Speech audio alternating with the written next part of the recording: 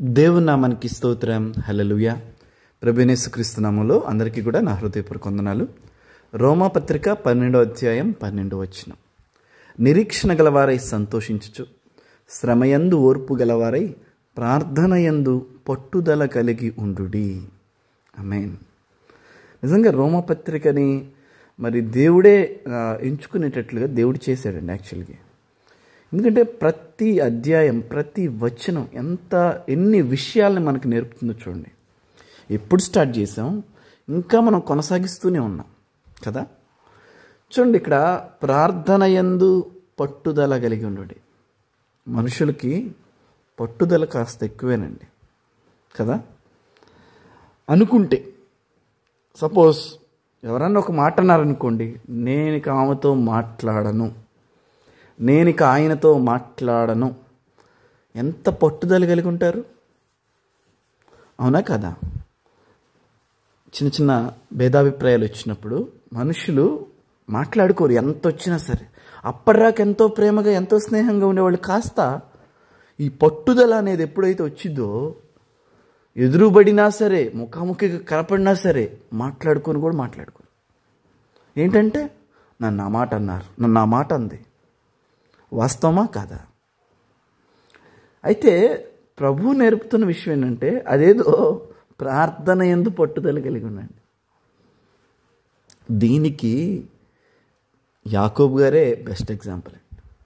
Of course జీవితాంతం మోసాలు చేసుకుంటూ బ్రతికాడు, తెలివితేటలు ఉపయోగించాడు, నా అంతటాడు ఇంకెవరు లేరు అనుకున్నాడు.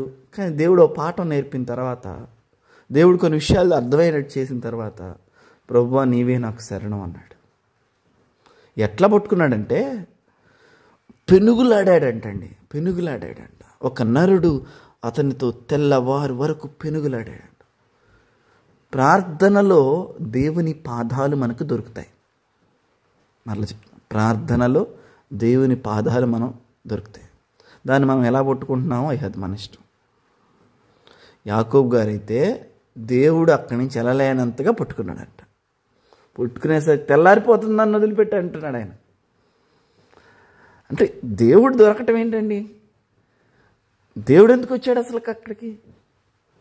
అంటే ప్రార్థించినప్పుడు దేవుడు వస్తున్నాడనేగా, దేవుడు దొరుకుతాడనేగా.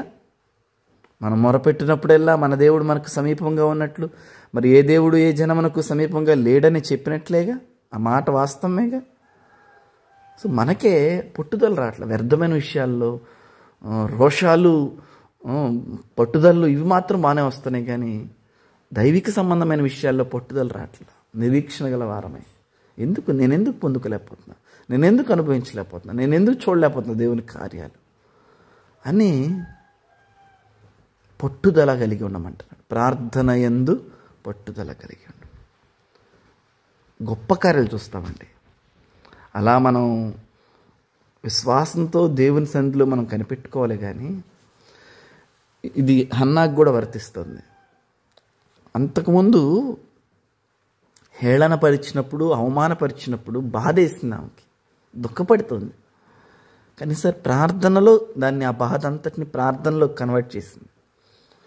సో మీకు ఏదైనా పరిస్థితుల గురించి, సమస్యల గురించి బాధ వేస్తే అది ప్రార్థన వైపు కన్వర్ట్ అవ్వాలి, ప్రార్థన వైపుకు త్రిప్పబడాలి. అది అప్పుడు గొప్ప రిజల్ట్ చూస్తామండి. హల్లెలూయా, దేవునికి స్తోత్రం. సో మిమ్మల్ని అందరినీ ఉదయకాలం ప్రోత్సహిస్తున్నాను. మీరు ఏ పరిస్థితిలోంచి వెళ్తున్నారో నాకే తెలియదు, కానీ బట్ నిరీక్షణ గల వారే సంతోషిస్తూ, ఓర్పు కలిగి ఉంటూ, ప్రార్థనలో మీ పట్టుదల ఏంటో, మీ స్టామినా ఏంటో చూపించాలి. అప్పుడు దేవుడు తన సామర్థ్యం ఏంటో చూపిస్తాడు. హల్లెలూయా. దేవుడి మాటలు మన వెనుకల్లో దీవించును గాక.